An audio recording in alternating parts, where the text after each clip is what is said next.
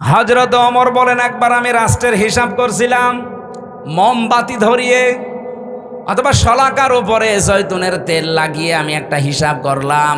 হঠাৎ করে দেখি রাতের বেলা দেশের প্রধান বিচারপতি হযরতে আলী আমার বাড়িতে আসার পরে সালাম দিয়ে জিজ্ঞাসা করলাম, প্রধান বিচারপতি, আপনি কি এসেছেন রাষ্ট্রের কোনো কাজ না নিজের কোনো কাজ নিয়ে?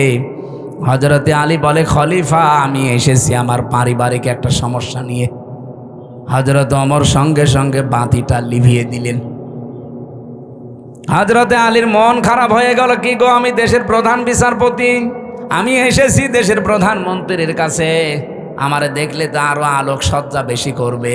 আর একটা জয়তুনের তেল দিয়ে লম্ফ জ্বালানো ছিল, বাতি ওইটাও দিল লিভিয়ে, এখন তো অন্ধকার হয়ে গেল, আমি কি বলতে যে কি বলবো। হযরত ওমর ডাক দিয়ে বলে, প্রধান বিচারপতি আলী, মন খারাপ করবেন না, আমি আপনাকে আগেই জিজ্ঞাসা করেছি আপনি কি এসেছেন আপনার ব্যক্তিগত কাজে না পারিবারিক কাজে না রাষ্ট্রীয় কাজে? আপনি নিজেই বলছেন না আমি পারিবারিক কাজে এসেছি। আমি যে হিসাব করছিলাম এটা রাষ্ট্রের তেল পুড়িয়ে রাষ্ট্রের জনগণের হিসাব। তা আপনি আসলেন আপনার পারিবারিক ব্যক্তিগত জীবনের সমস্যা নিয়ে। জনগণের তেল পুড়িয়ে আমি কাজ করি, এ সময় আপনার সাথে কথা বললে জনগণের আমানতের সাথে খেয়ানত হবে। হযরতে আলী বলেন, এই দিন থেকে ওমরের প্রতি রাগ না মহাব্বত যা ছিল, ভালোবাসা, এগুলো আরো আল্লাহ বৃদ্ধি করে দিয়েছে। দেশের 1628 জন মানুষ যদি এভাবে আমরা তৈরি করতে পারতাম আজ, বাংলার মুসলমানেরা সুযোগ আল্লাহ সব সময় দেয় না, 54 বছর পর একটা সুযোগ অলরেডি দিয়েছে। এবার যদি হাতছাড়া হয়ে আবারও চোর ডাকাত আবার এসে যায়, 100 বছরে সুযোগ আর পাবেন না। আমি বলছি না আপনি এই লোকটাকে দেন, এই লোকটাকে দেন না, আপনি এমন মানুষকে আপনার রায়, আপনার সিদ্ধান্ত, আপনার ভোট, আপনার আমানতটা দেবেন যে লোকটা পেলে আল্লাহর কাজ করবে, রাসূলুল্লাহর কাজ করবে, মানবতার কাজ করবে। আর যদি না নিজেই মারিং কাটিং এর ওস্তাদ হয়, আপনার নিজের কপালে নিজে কোড়াল লাগাবেন না। সূরা হুদের 98 নাম্বার আয়াতটা বাড়িতে আজকে পড়বেন। একদম কওমাহু ইয়াউমাল কিয়ামাতি ফাআওরাদাহুমুন নার ওয়া বিসাল ওয়িরদুল মাওরুদ। আল্লাহ পাক, এটা বাংলা অর্থ হচ্ছে, যেই দলের নেতা জাহান্নামে যাবে ওই দলের অনুসারী কর্মী সব তার সাথে জাহান্নামে যাবে। পৃথিবীতে কোনো মানুষ যদি একটা জিনিস হারিয়ে ফেলে, ওই হারানো জিনিসের বিনিময়ে আল্লাহ রাব্বুল আলামিন কমপক্ষে তাকে ডবল করে দেবে দুনিয়া আখিরাত মিলিয়ে। কোরআনের আয়াত এবং হাদিসের বর্ণনা অনুযায়ী পৃথিবীতে কেউ যদি একটা কষ্ট সহ্য করে, দুঃখ পায়, আর এই কষ্টটা যদি 3টা কারণে পেয়ে থাকে, তাহলে কমপক্ষে 10 থেকে 70 গুণ পর্যন্ত দুনিয়া আখিরাতে তাকে শান্তির ব্যবস্থা আল্লাহ করবে। ফাইন্না মাআল উসরি ইসরা, ইন্না মাআল উসরি ইসরা। এই আয়াতের তাফসিরে দেখবেন ফি জিলালিল কোরআন, সাজ্জাদ কুতুব রহমতুল্লাহ আলাইহি টিকার ভেতরে তিনি দিয়েছেন, কোন মানুষ যদি দুনিয়ার ময়দানে একটা কষ্ট সহ্য করে, তাহলে এই কষ্টের জন্য আল্লাহ যে সুখ, শান্তি, স্বস্তি, নিরাপত্তা, কল্যাণের কথা জানিয়েছে সেইটা অগণিত। এজন্য ইসরার আগে আলিফ লাম নেই, উসরুনের আগে আলিফ লাম আছে, এটা মারেফা, এটা নির্দিষ্ট। এর আগে মা আছে, মা মানে সঙ্গে, সাথে। আল্লাহ এর আগে ইন্না দিয়ে গ্যারান্টি দিয়েছেন, অবশ্যই কষ্টের সাথে, কষ্টের পরে, কষ্টের সঙ্গে শোক আছে। তো কয়টা? আমি যেহেতু আলিম মাদ্রাসা, অনেক আলেম এখানে আছে, একটু চিন্তা ভাবনা করে আয়াতগুলো পড়বেন, মজা পাবেন। এদিকে তাকান, তাকান এদিকে। আমার কথা যেইটা বলি ওখান থেকে আমি একটা শিক্ষা নিয়ে আসি আগে, তারপরে সামনে যাই। এই আয়াত থেকে আমাদের শিক্ষা কি? একটা কষ্ট যদি কেউ দুনিয়াতে সহ্য করে, একটা কষ্টের বিনিময়ে কমপক্ষে, যেহেতু ইসরার আগে আলিফ লাম নেই, এটা অনির্দিষ্ট, এটা নাকেরা, তার মানে শোক একটা দুইটা না, কত দেবে এটা আমরা জানি না। আল্লাহ একটা নির্ধারিত নিয়ম দিয়েছেন যে সর্বনিম্ন 10, মাংজা বিল হাসানাতি ফালাহু আশরু আমসালিহা। একটা নেকির কাজের পরে কমপক্ষে আল্লাহ ওই 10 গুণ পর্যন্ত সওয়াব দেয়, আর সর্বঊর্ধ্বে 70 গুণ। এরপরে কত আছে এটা আমাদের ধারণার বাইরে, বেগাইরি হিসাব বলা আছে কোরআনে। তো এখানে যেহেতু একটা কষ্ট কেউ সহ্য করলে তার সাথে সাথে আল্লাহ শোক শান্তি দেবে কয়টা? কমপক্ষে নিম্নে 10, ওপরে 70-এর উপরে আরও আছে, আমরা 70-ই ধরলাম। এদিকে তাকিয়ে বলেন সর্বনিম্ন কত? এর উপরে অন্তত 70 ধরি, তার উপরে যত আছে আমাদের হিসাবের যেহেতু বাইরে, ওইটা বাদ দিলাম। একটা কষ্ট যারা আমরা সহ্য করি এর সাথে সাথে আল্লাহ সুখ শান্তি আমাদেরকে দেবেন 70টা। এটার ভেতরে কি আছে এখন আমরা বের করতে চাই। সুখ যদি আপনি দুনিয়ায় পেয়ে থাকেন, কষ্ট যদি আপনি পেয়ে থাকেন, এই কষ্টটা এই শোকটা হওয়া লাগবে 3টা কারণে। কয়টা? আমি কথা বোঝাতে পারছি কিনা বলেন? আপনি কষ্ট পেলেই হবে না, কষ্ট পাওয়া লাগবে দুনিয়ায় কয়টা কারণে? আরো জোরে বলেন। 1 নম্বরে আপনার যদি আল্লাহর জন্য কষ্ট হয়, রাসূলুল্লাহর জন্য কষ্ট হয়, মানবতার জন্য কষ্ট হয়। কয়টা কারণ পেলাম? এই 3 কারণের বাইরে যদি কেউ কষ্ট পায়, তার কষ্টের সাথে আল্লাহ সুখ শান্তি রেখেছেন, এ কথা কোরআনে নেই। এ মাদ্রাসার যারা সম্মানিত আলেম ওলামা যারা আছেন তাদেরকে বলছি একটু ভালো করে খেয়াল করেন। সাধারণ মানুষ হয়তো এভাবে না বুঝলেও আপনারা বুঝবেন। আপনি বলেন একটা কষ্টের পেছনে কারণ কয়টা? আরো জোরে। আপনি 3 কারণের বাইরে যদি দুনিয়ায় কষ্ট পান, আপনার জন্য কোনো শান্তি স্বস্তি নিরাপত্তা সুখ কল্যাণ আল্লাহ রাখেন না। বহু মানুষকে আমরা দেখি এই 3 কারণের বাইরেও তারা কষ্ট সহ্য করে। এই যে প্রেম যারা করে ছেঁকা খায়, কষ্ট পায় না? যারা করিয়েছে ছেঁকা খেয়েছে একটু হাত তোলেন তো দেখি আল্লাহর ওলিরা। এই এলাকায় তো এসব নেই আলহামদুলিল্লাহ। আপনাদের এলাকায় মাদ্রাসা আছে তো এই জন্য এসব নেই। চালাক, এই যে কে যেন বলছে চালাক মাল, ঠিকই। যাই হোক, এই কষ্টের পরে সুখ পাবেন না। পরকীয়া প্রেমে যারা আছে এরা যদি একটু মানে কিছু হয় কষ্ট পায় না? এই কষ্টের সাথে কি সুখ আছে? না। এটা হাসি না, আপনি নাম ধরেই বলছি, আমার দাদির বয়সী তো এই জন্যে। উনি যখন চলে গেল কষ্ট পায়নি? কি কষ্ট পেয়েছে আপনি দেখেছেন, কি কান্না কাঁদছিল। আমার তো মনে হয় স্বামী মরে গেলেও ও এত কাঁদেনি। কি কন্দন গো, মনে হচ্ছে যে সব মরে গেছে একদিনে। আমি এর আগেও কন্দন দেখেছি কিন্তু চোখে পানি দেখিনি। এই দিন সত্যিই চোখে পানি বেরিয়েছিল। তার মানে এই দিন কষ্ট, কথা বললে না কেন? এই যে কষ্ট পেলে, কষ্টকে আল্লাহর জন্যে, রাসূলুল্লাহর জন্যে, মানবতার জন্যে, কিসের জন্যে? মানবতা ধ্বংস করার জন্যে। তাহলে কোরআন বলছে যারা কষ্ট পাবে, কারণ কয়টা? এখন আমরা যারা এই যে 54 বছর স্বাধীন হয়েছে বাংলাদেশ, বিশেষ করে 15.5 বছরে কষ্ট পেয়েছি। আমি নাম ধরেই বলছি ভাই, আমি নিজে যেহেতু ভিকটিম, আমি কষ্ট পেয়েছি। নাকি মনে করছেন আমার কোনো কষ্টই হয়নি? আরে ভাই, আমি যোগাযোগ বিচ্ছিন্ন ছিলাম 3 বছর ফাঁসির কন্ডেম সেলের ভেতরে। সেলখানার ভেতরে আর একটা জেল আছে, তার নাম বলা হয় সেল। সেলের ভেতরে আর একটা জায়গা আছে, তার নাম ফাঁসির কন্ডেম সেল, যেখানে মার্ডার মামলার আসামি থাকে।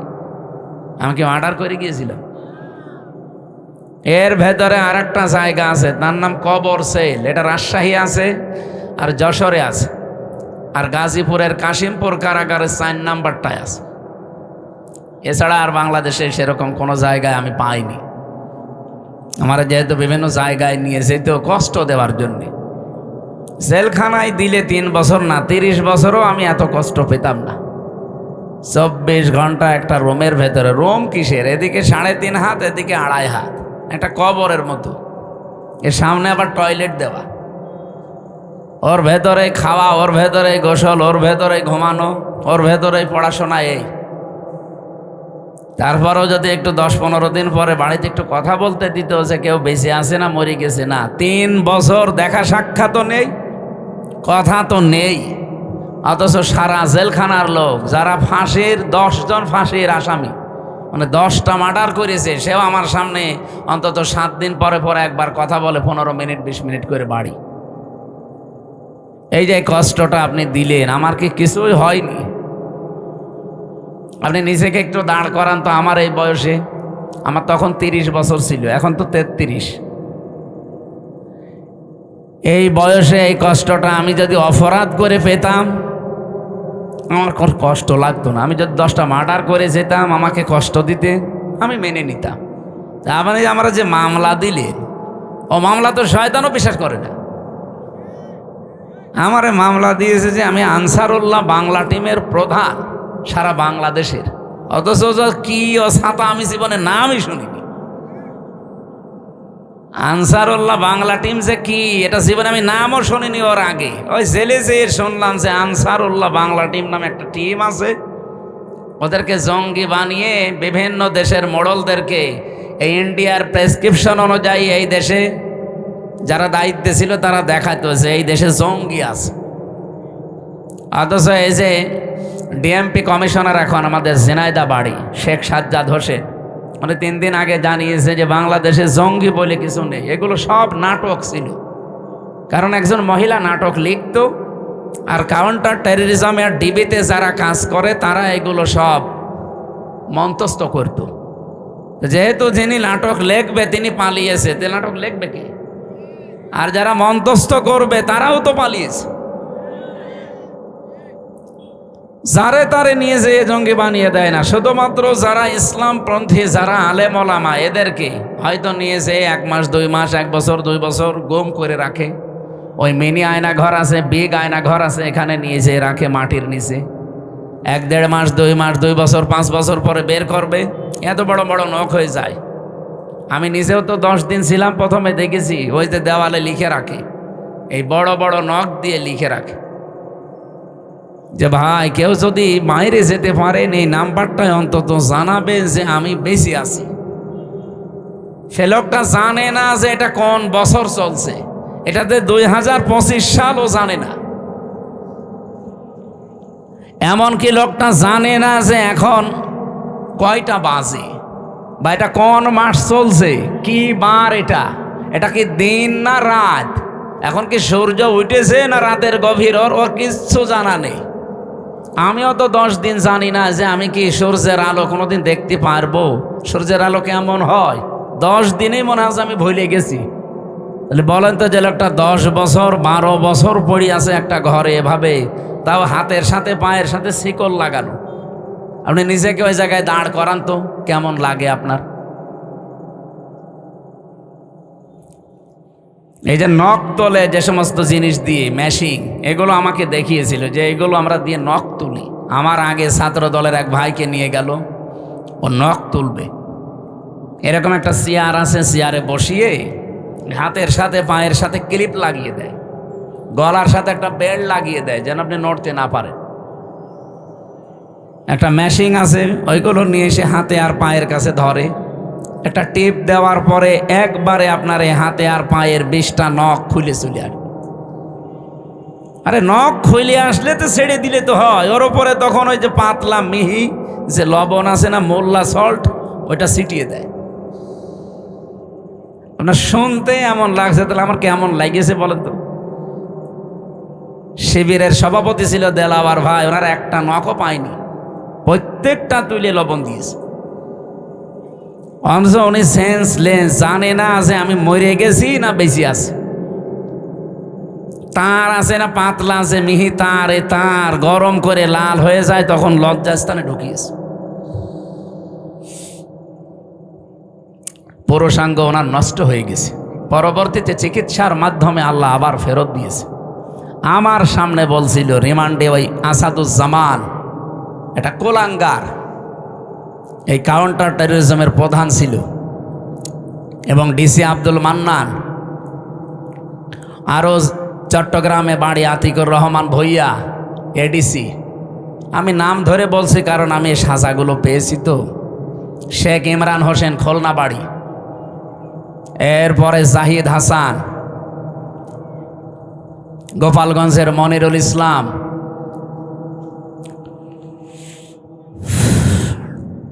ওই সময় ডিসি ছিল নজরুল ইসলাম মোল্লা, ডিবির এডিসি ছিল মশিউর রহমান।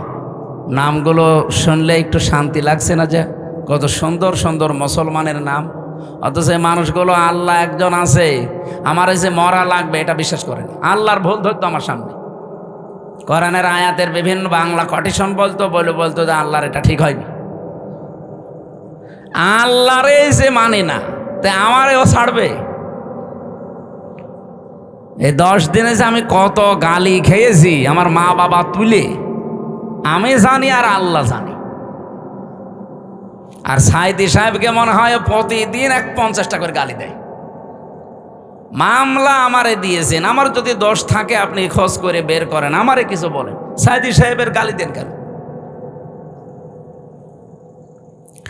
এই মানুষগুলো একটা শুধুমাত্র এভাবে বসিয়ে রাখবে, একটা সুইচে টিপ মারলে 1 মিনিটে আপনি 120 বার ঘুরবেন।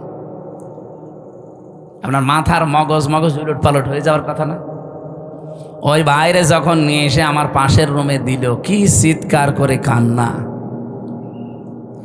এটা কঠিন ভয়ঙ্কর একটু বর্ণনা বললাম, এটা কিন্তু আমি ফেস করে এসেছি। এজন্য এখন আমার বুকে ব্যথা, মাজায় ব্যথা, পিঠে ব্যথা, ডায়াবেটিস, এগুলো একটা রোগও আমার ছিল না। সব এই জেলখানায় 3 বছরে হয়েছে, কারণ ভেতরে তো কোনো চিকিৎসা নেই। একজন ডাক্তার আছে 10,000 মানুষের জন্য, একটা ডাক্তার, মহিলা ডাক্তার, তাও সব রোগের কথা তার কাছে বলাও যায় না। আর যে রোগের কথাই বলি ছাতা একই ওষুধ দেয়। যদি বলি ম্যাডাম আমার হাতে ব্যথা, ওই একই বলবে। মাথা ব্যথা, একই বলবে। কেউ যদি বলে আমার ননু ব্যথা, ওই একই বলবে।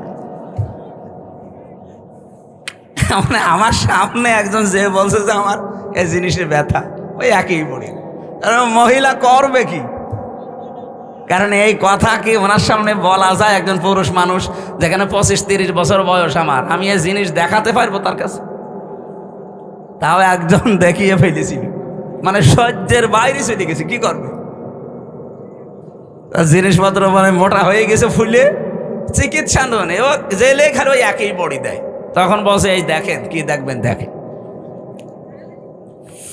এই কঠিন পরিস্থিতি তৈরি করলো যারা, কষ্ট বলেন তো সত্যি করে বলেন, একটু কি হালকা আমি পাইনি?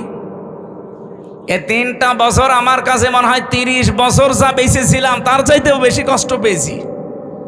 তাহলে একটা কষ্ট পেয়েছি আমার নিজের কোনো দোষের কারণে, কোনো অপরাধের কারণে। হয় আল্লাহর জন্য তারা কষ্ট দিয়েছে, রাসূলুল্লাহর জন্য কষ্ট দিয়েছে, অথবা মানবতার জন্যে। তাহলে কোরআনের আয়াত ছিল কি, কেউ যদি কষ্ট সহ্য করে একটা, কষ্টটা কার জন্যে? আল্লাহর জন্যে, রাসূলুল্লাহর জন্যে, মানবতার জন্যে। তার জন্যে কমপক্ষে মা যেহেতু আছে, যারা আরবি গ্রামার জানে বলেন তো মা এ শব্দের পরে আল্লাহ উসরুনের আগে আলিফ লাম দিয়ে এর সাথে নির্ধারিত করে দিয়েছে যে অবশ্যই একটা কষ্ট সহ্য করো দুনিয়ায়, একটা দুঃখ সহ্য করো, আমি আল্লাহ কমপক্ষে 10 থেকে 70টা সুখ, শান্তি, স্বস্তি, নিরাপত্তা, কল্যাণ দুনিয়া আখেরাত মিলে তোমার কপালে লিখে দিলাম। আল্লাহর এই ওয়াদা কি মিথ্যা হবে? বলেন বলেন। অন্তত 15.5 বছরে আমরা যারা 50টা কষ্ট পেয়েছি, না পাইনি? 50টা কষ্ট যারা পেয়েছি এই 3 কারণে, তাদের জন্য আপনি 50কে 70 দিয়ে গুণ দেন তো। 3500 কমপক্ষে সুখ শান্তি আল্লাহ আমাদের সামনে রেখে দিয়েছে। এগুলো দুনিয়া আখেরাতে আল্লাহ আমাদেরকে দেবে, এরপরে অন্য কিছু। এরপরের আয়াতটা যেহেতু আল্লাহ রিপিট করেছেন, এই জন্য বলছি। আল্লাহ রাব্বুল আলামিন বলেন, ইন্না মা'আল উসরি ইসরা। আগেরটা শুনে যেমন শান্তি পেয়েছো, পরেরটা একটু শোনো, কেমন লাগে বলবো। পরেরটা আল্লাহ জানাতে চেয়েছেন, দুনিয়া থেকে যদি একটা সুখ ভোগ করে, একটা সুখ যদি কেউ শান্তি ভোগ করে দুনিয়ায়, আর ওই সুখ যদি অবৈধ সুখ হয়, আবার তাকান এদিকে, আপনি সুখ ভোগ করলে অশান্তি পাবেন দুনিয়ায়, বিষয়টা এমন না। সুখ যদি হয় অবৈধ সুখ, এ শান্তিটা যদি অবৈধ শান্তি হয়ে থাকে, একটা সুখ শান্তি ভোগ করার বদলে এর সাথেও যেহেতু মা আছে, আপনি অবশ্যই দুনিয়াতে কমপক্ষে 10 থেকে 70টা অশান্তি দুনিয়ায় পাবেন। আগেরটা শুনে তো ভালোই লাগছিল, ছাতা পরেরটা বললে তো কেমন লাগছে। দুনিয়াতে আপনি একটা সুখ ভোগ করছেন, কিন্তু সুখটা অবৈধ সুখ।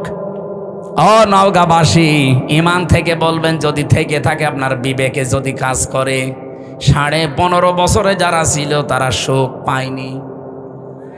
এক কথা বলছেন না কেন? এ সুখটা কি বৈধ সুখ না অবৈধ? আপনি সুখ ভোগ করবেন, করেন, কিন্তু বৈধভাবে করেন। এ 15.5 বছরে 3 বার যারা ভোট করে নাম দিয়ে আপনি গেলেন ক্ষমতায়, সুখ পেলেন। আপনি তো ভোট করে যাননি, কারণ আমি নিজে ভিকটিম। 33 বছর বয়স এখন আমার। 18 বছর থেকে যদি ভোট দিতে আরম্ভ করতাম, আমি 3 বার ভোট দিতে পারতাম, একবারও পারি নাই। তার মানে 3 বার যারা ছিল বৈধ না অবৈধ? বলেন বলেন। এ অবৈধভাবে থেকেও কি তারা সুখ পায়নি? আপনি কি এত আসতে বলেন কেন? যারা অবৈধ সুখ পেয়েছেন, যদি মনে করেন 50টা সুখ আপনি ভোগ করেছেন, এক একটা সুখে যদি কমপক্ষে 70টা করে দুঃখ আপনার কপালে থাকে, হিসাব করে আগেরটা যেমন দিলেন, এবার বলেন কত হয়? 3500। আমি কোরআন মাথায় নিয়ে বলতে পারবো, আল্লাহর কথা 100 ভাগ প্রতিফলন হবেই। আপনি বিশ্বাস না করতে পারেন, আমি 100 ভাগ বিশ্বাস করি, কারণ এর ভেতরে কোনো সন্দেহ নেই, সন্দেহর লেশ মাত্র। যালিকাল কিতাবু লা রাইবা ফীহ। আল্লাহ পাক বলেন, আমার এই কোরআনের ভেতরে যত তথ্য দেওয়া আছে, সন্দেহ তো দূরের কথা, সন্দেহের অবকাশও নেই, মিথ্যা তো দূরের কথা। তাহলে বাস্তবে যেটা বললাম কোরআন দিয়ে আপনি এবার নিজের জীবনে মিলাবেন। মাস্ট বি দুনিয়ায় যারা অবৈধ সুখ ভোগ করেন, এই যে পরকীয়া প্রেমী যারা আছে, তারা কি সুখ পায় না? সুখ না পেলে 2-3টা ছেলে মেয়ে রেখে চলে যায়। ও মনে হয় গিয়েছে। এত জোরে বলেন কেন? এলাকায় যদি কেউ অবৈধ সুখে থাকেন, এই মুহূর্তে আপনি থেমে যান। আর সুখ আপনি হয়তো কিছু পাচ্ছেন, কিন্তু এক একটা অবৈধ সুখের কারণে কমপক্ষে 70টা দুঃখ সামনে আপনার অপেক্ষা করছে। সুতরাং এই প্রেম ছেড়ে দেওয়া লাগবে, পরকীয়া প্রেম। যারা রাজি আছেন হাত তোলেন তো।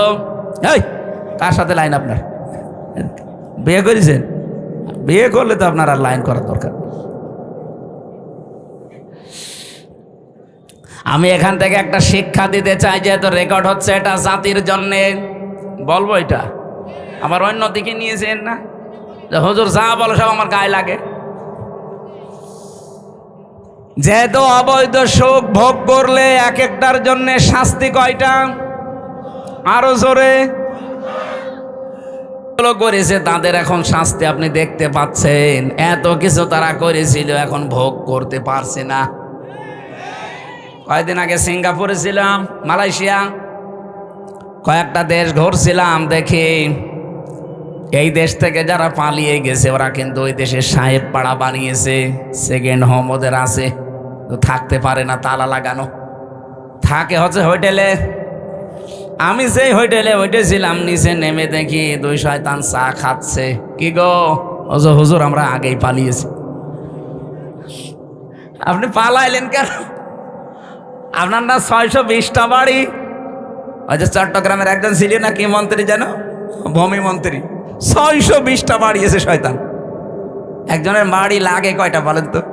আমার বাবার একটা বাড়ি, তাই আমি থাকার সময় পাই না। আর ওই শয়তান এই 5 বছরে 620টা বাড়ি বানিয়েছে। আমার মনে হয় এই 9 মাস যদি থাকতো, ও আরো 200 বাড়ি বানাইতো। বানিয়ে কি করলেন? একটাও তো থাকতে পারেন না। এখন এই যে হোটেলে থাকা লাগে, কয়দিন থাকবেন এভাবে? সাহেব পাড়ায় থাকতে পারেন না, হলে থাকবো ওখানে। বাংলাদেশের 20 লাখ মানুষ এই মালয়েশিয়া আছে, আমার পিটিয়ে ভর্তা বানিয়ে ফেলবে। অবৈধ সুখ যারা ভোগ করেছেন, আল্লাহর কসম, এক একটা অবৈধ সুখের জন্য 70টা করে অশান্তি পাবেন দুনিয়া আখেরাত মিলে। এর বাস্তব প্রমাণ আমার কুষ্টিয়ার হানিফ আরিনুর বাড়ি। ওই আগস্টের 5 তারিখে বিকালবেলা তো একটা নাজিল হয়েছিল আযাব, আবার এই ফেব্রুয়ারির 5 তারিখে আযাবুল বুলডোজার নাজিল হয়েছে, পুরাটা মিশিয়ে দিয়েছে। অথচ কি দাপট ছিল দেখেছেন? আগস্টের 5 তারিখের আগ পর্যন্ত দাপট কি গো! ক্ষমতা ভোগ করেছে, কিন্তু ওটা কি বৈধ না অবৈধ? আমরা চাই আপনাদের, আমি হিতাকাঙ্ক্ষী, কে কোন দল করেন এখন আমার সব চিন্তাবাদ, কারণ আমি কোরআনের আলেম। কোরআন যেহেতু সবার, আমিও এখন এক কথা বলেন না কেন? কেউ নিজের দিকে টেনে কথা বলবেন না, আমি সবার জন্য বলছি। যেহেতু অবৈধ সুখ ভোগ করলে কি হয় আমরা এখন হাড়ে হাড়ে টের পাচ্ছি, দেখতেও পাচ্ছি। আগামীতে যারা চেয়ারে বসবেন, এই চেয়ারে কেউ যেন বসে অবৈধ সুখ ভোগ করতে না পারে। আর এর জন্য কেন নিয়ম আছে কিছু, এই জন্যে তো ছাত্ররা জীবন দিয়েছে, চেষ্টা যেন অন্তত নিরপেক্ষভাবে মানুষ চেয়ারে বসতে পারে। আপনি যদি এই কাজগুলো না করে আবার বলেন যে চাই, কি চান? নির্বাচন চাই, দিয়ে দিলাম, কি হবে? দিনের ভোট রাতে হবে। আমি যা বলছি যদি একটা কথা মিথ্যা প্রমাণ করতে পারেন, আমি এখনই বন্ধ করে দেব। সংস্কার না করে যদি আপনি আবার এখনই নির্বাচন আজকেই দিয়ে দিন, নির্বাচন হবে, কিন্তু 24 সালের মতো দিনের ভোট রাতে হয়ে যাবে, আমি গ্যারান্টি দিয়ে বলতে পারি। কারণ এই যে বাংলাদেশের যে কয়টা ডিসি, যে কয়টা এসপি, যে কয়টা টিওনো, যে কয়টা ওসি, সেগুলো আছে, শুধু চেয়ার পাল্টিয়েছে। নওগাঁর ডিসি গেছে কুষ্টিয়ায়, কুষ্টিয়ারটা কুমিল্লায়, কুমিল্লারটা চট্টগ্রাম, মাল তো একই আছে, খালি জায়গা পাল্টিয়েছে। ওই মালদের হাতে যদি এখন আপনার দিয়ে দেন, ওরা কি ওই এতদিন 15 বছর যা করেছে ও আল্লাহর ওলিরা তাই করবে? কে কথা বললেন না কেন? এই জন্য জিনিস পাল্টান। সংস্কার তো এমনি বলছে না, সংস্কার মানে এগুলো পাল্টিয়ে দেন। জালেম যারা ছিল, জালেমদের দোসর যারা ছিল, একটাও যেন চেয়ারে না থাকে, সব পাল্টিয়ে নতুন মানুষের জায়গায় দেন। আরো আসতে বলেন। নির্বাচন আমি আজকে বিকাল বেলা দিতে বলছি, দেন। রাত শেষ হলে সকালে দিয়ে দেন, কিন্তু এগুলো পাল্টিয়ে দেন। সত্যি বলছে, এগুলো পাল্টিয়ে না দিলে আল্লাহর কসম যা ছিল আবার তার চাইতে বেশি খারাপ হবে। আর এভাবে যদি কেউ চেয়ারে বসতে পারে, বলেন তো ওইভাবে চেয়ারে বসলে বৈধ না অবৈধ? অবৈধ সুখ পেয়ে আপনি কি করবেন দুনিয়ায়? কয়দিন ভোগ করবেন অবৈধ সুখ? এই পৃথিবীতে অবৈধ সুখ যারা ভোগ করে শান্তি পায়, আল্লাহর কোরআন বলেছে অবশ্যই তাদের দুঃখ কপালে আছে, দুনিয়া আখেরাত মিলে কয়টা? বলেন বলেন। এবার আপনার যা ভালো লাগে আপনি তাই করেন। এ পর্যন্ত বলার পরে যারা না বোঝার ভান করে আছেন, এই এদিকে আসেন। কি দেখছেন কি এখানে? যে যেখানে আছে সেখানে বসে পড়বে। এদিকে তাকান। কি বুঝলেন এই 2টা আয়াত দ্বারা? আগে শিক্ষা বের করে সামনে যাওয়া লাগবে। এখন থেকে সিদ্ধান্ত নেওয়া লাগবে না যে জীবনে যদি কষ্ট সহ্য করি আল্লাহর জন্য করব, রাসূলুল্লাহর জন্য করব, মানবতার জন্য করব। কথা বলেন না কেন? আর সুখ যদি ভোগ করেন অবৈধভাবে, একটা ক্ষতি হবে কয়টা? এরকম পাগলেও চাইবে। এরকম পাগল যদি থাকে, নওগাঁয় থাকতে দেবেন না, ওরে পাঠাবেন কোথায়? বলছে পাবনায়। পাগলা গারাদার পাবনায় লাগবে না, নওগাঁয় আর একটা বানানো লাগবে। কথা বলে না কেন? এরকম পাগল এখনো দেশে আছে। অবৈধ সুখ, আমরা একটা হাদিস পড়েছিলাম, শুনেছেন না? আপনাদের এদিকে মন নেই। আন আবি যাররিন রাদিয়াল্লাহু তাআলা আনহু قال قال النبي صلى الله عليه وسلم من ادعى ما ليس له فليس منا وليتبوأ مقعده من النار رواه مسلم। হাঁটাহাঁটিটা বন্ধ করেন, এত নড়লে তো আমি এখানে হাঁটাহাঁটি যাতে খুব জরুরি না থাকে করবেন না, একটু নিস্তব্ধ পরিবেশ দিন। হাদিসটা এখানে যেহেতু আলিম মাদ্রাসা, আপনারা নিজেরাও পড়ান মুসলিম শরীফের হাদিস, আমি জানি, কিন্তু এখান থেকে দুইটা তথ্য আমি বের করতে পেরেছি। এদিকে তাকান। নবীজি বলেন মানিদ দাআ মা লাইসা লাহু ফালাইসা মিন্না, যেই জিনিস তোমার না ওইটা যদি নিজে দখল করে নাও, নিজের আয়ত্তে রেখে দাও, যেই দিন এই কাজ করবা ওই দিন থেকে তুমি আমি নবীর উম্মত নেই। শুনেই না আউযুবিল্লাহ পড়ছেন, বাস্তবতা বলবো। যেই জিনিস আপনার না ওইটা যদি নিজের আয়ত্তে নিয়ে নেন, যেভাবেই হোক, প্রতারণা করে হোক, সিটারি বাটপারি করে হোক, ধোকাবাজি করে হোক, ছিনতাই করে হোক, ডাকাতি করে হোক, চাঁদাবাজি করে হোক, যেভাবেই হোক, যদি নিজে ওইটা নিজের আয়ত্তে নেন, অথচ জিনিসটা আপনার না, যেই দিন এই কাজ করেছেন ওই দিন থেকে আপনি আর নবীর উম্মতের তালিকায় নেই। নওগাঁবাসী বিবেক দিয়ে বলেন, যদি কেউ নবীর উম্মত না থাকে সে হয় ইহুদি, খ্রিস্টান, মুশরিক, মাজুসি। কথা বলছেন? ৪,৫০০ ধর্মের লোক এখন দুনিয়ায় আছে। আমি বাইরের দেশগুলোতে গিয়ে মিশেছি তাদের সাথে। থাইল্যান্ডে গিয়ে এক জায়গায় যাচ্ছিলাম বাসে চড়ে, জিজ্ঞাসা করলাম যে আপনার নাম কি? নাম বলার পরে মনে হচ্ছে না এই মুসলমানের নাম না। আপনার নবীর নাম কি? বলছে জোসেফ। জোসেফ মানে হ্যাঁ মুসা আলাইহিস সালাম, এটা ইহুদি। আর একজনের সাথে সিঙ্গাপুরে দেখা হয়েছিল, জিজ্ঞাসা করলাম আপনার নবীর নাম কি? বলছে যিশু। যিশু মানে ঈসা আলাইহিস সালাম। তাহলে ওই নবীর উম্মত দাবি করছে তারা, কেউ ঈসা, কেউ মুসা, কেউ ইব্রাহিম। ওরা ইব্রাহিম নবীর নামও পাল্টিয়ে দেখে আব্রাহাম। বিভিন্ন নাম তারা পাল্টিয়ে দিয়েছে, কিন্তু জিনিস তো আমরা যারে মুসা বলি, যারা ঈসা বলি, যারা ইব্রাহিম বলি।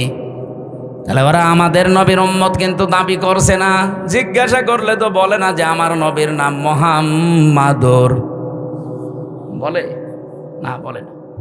কারণ ওরা নবীকে স্বীকার করে না, ওরা স্বীকার করে ওই সমস্ত জায়গাকে। যদিও তারা মুসা নবীর আদর্শের ওপরেও নেই, যদি তারা ইব্রাহিম নবী, ঈসা নবীর আদর্শের ওপরেও নেই। এই পৃথিবীতে এখন ইসরায়েলে যে ইহুদি দাবি করছে, এটা বিশ্ব, এটা বেহায়া, বেলজ্জা, এবং এরা নাফারমান সব চাইতে পৃথিবীতে বড়। কারণ ওরা নবীর নাম বলে কিন্তু নবীর আদর্শ ওদের ভেতরে নেই। ওরা ইহুদিরা মুসা নবীকে বলে আমাদের নবী জোসেফ, কিন্তু কোনোদিন মুসা নবীর আদর্শ ওদের জীবনে আছে? 1940 সালে ওদেরকে থাকতে দিয়েছিল দয়া করে এই ফিলিস্তিনের মানুষগুলো। খালি পায়ে খালি গায়ে সারা দুনিয়া ঘুরছিল, কেউ নেয়নি। দয়া করে মানবিকতার খাতিরে থাকতে দিয়েছিল, আর শয়তানরা এখন তাদেরকে এই দেশ থেকে তাড়িয়ে দিচ্ছে। আল্লাহ ধরে না, এবার ধরেছে। ইন্না বাতশা রাব্বিকা লাশাদীদ ইন্নাহু হুয়া ইউবদিউ ওয়া ইউঈদ। আল্লাহ পাক বলেন আমি কিছু বলি না, কাউকে ধরি না, যদি কাউকে একবার ধরি আমি ওরে ছাড়ি না। এই ইসরায়েলে এখন যে দাবানল চলছে, জেরুজালেমের রাস্তা পর্যন্ত বন্ধ আছে 3 দিন। আপনি টের পাচ্ছেন? এতদিন পর্যন্ত এই জালেমদের অত্যাচারে মুসলমানরা বাড়ি ঘর ছেড়ে দিয়ে পালিয়েছে, আর ওরা এখন আল্লাহর গজবে বাড়ি ঘর ছেড়ে পালাচ্ছে। কত উন্নত প্রযুক্তির মেশিন লাগিয়েছে তারা, পানি দিচ্ছে লেভানোর জন্য আগুন, কিন্তু না যত দেয় তত আরো চলে।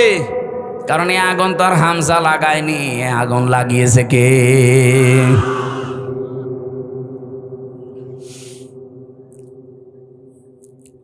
ওই জিনিস তো আপনাদের দখলে থাকার কথা ছিল না, আপনারা দখল করে নেন কোন কারণে?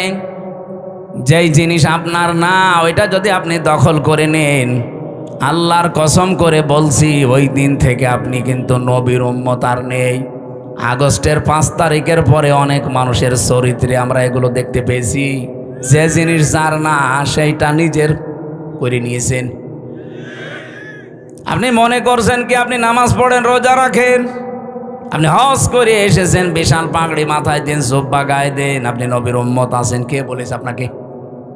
আপনি যদি নবীর উম্মত থাকেন এই হাদিসটা না মানার পরেও, তাহলে আব্দুল্লাহ বিন ওবায় নবীর উম্মত। কে কথা বললেন এখানে?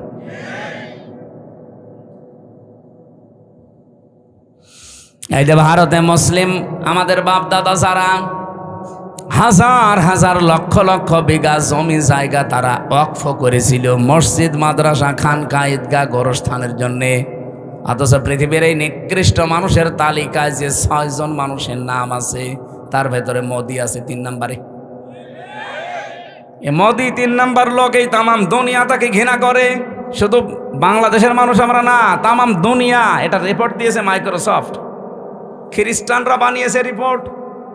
পৃথিবীর 257টা রাষ্ট্র মিলে তারা রিপোর্ট বানিয়েছে পৃথিবীর নিকৃষ্ট মানুষ কারা। 6 জনের নাম এসেছে। নেতানিয়াহু একজন, মোদি একজন, আর যেটা পালিয়েছে ওটা আছে।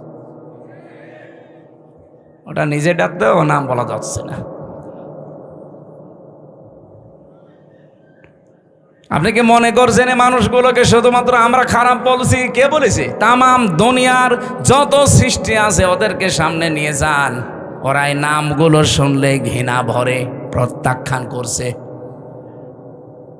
একটু বিবেকের তাড়নায় কথা বলেছিল ভারতের একজন সেনাবাহিনীর একজন দায়িত্বশীল, তাকে আজকে নামিয়ে দিয়েছে, বাদ দিয়ে দিয়েছে। বিবেক বহির্ভূত কাজ পৃথিবীতে সবচাইতে বেশি করছে এখন ইন্ডিয়া। মুসলিমদের এই বিষয়গুলো এখন তারা ওয়াকফ আইন বাতিল করে দিয়ে নতুন করে অবৈধ আইন বানিয়ে এখন মুসলমানদের এই সম্পদগুলো সব নিয়ে নিচ্ছে। সম্পদ নিয়ে নিলে তো হয়, আগে ধরেছে তারা আল্লাহর ঘর মসজিদগুলো, একটা একটা করে সব মসজিদ তারা ভেঙ্গে গুড়িয়ে দিচ্ছে।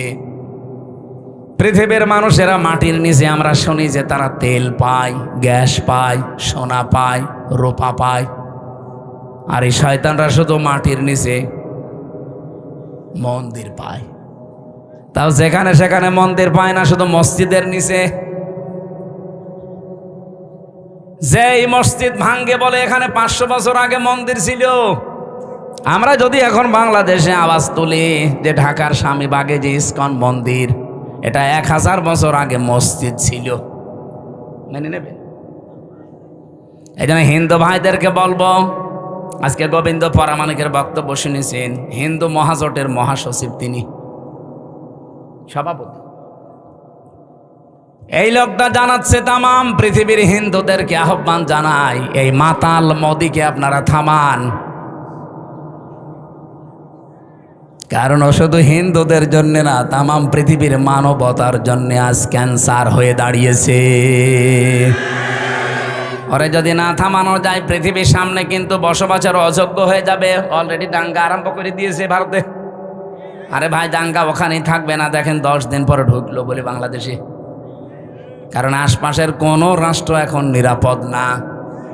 কোন রাষ্ট্রের সাথে এই কোলাঙ্গারদের সম্পর্ক ভালো নেই। ওদের সম্পর্ক ভালো আছে মালদ্বীপের সাথে। যে কয়েকদিন আগে আমার এই হোসাইন মালদ্বীপ শ্রীলঙ্কা ঘুরে আসলো, সব মালদ্বীপের সাথে ওদের সম্পর্ক ভালো নেই, শ্রীলঙ্কার সাথে ভালো নেই, ভুটানের সাথে ভালো নেই, পাকিস্তানের সাথে তো নেই, আফগানিস্তানের সাথেও ভালো নেই, মায়ানমারের সাথে ভালো নেই। আমাদের সাথে ভালো ছিল, ববু ছিল, ববু নেই, ভালো নেই। বউ চলে যাওয়ার পরে আমরা খুব মুসিবতে আছি। একজন বলছে ঠিক,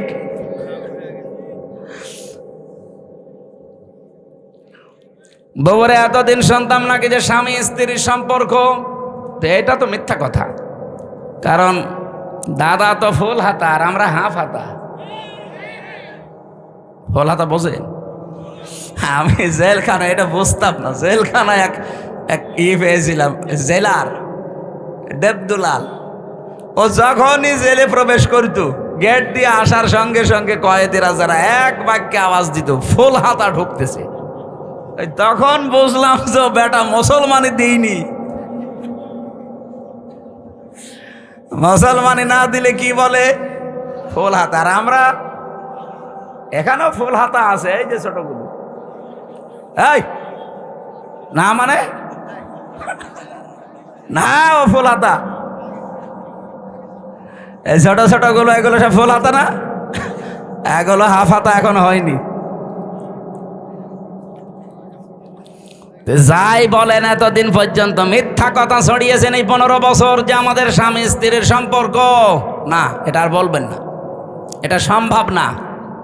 কারণ আমাদেরটা যাই হোক অন্তত হাসি কথা বলছেন এখন।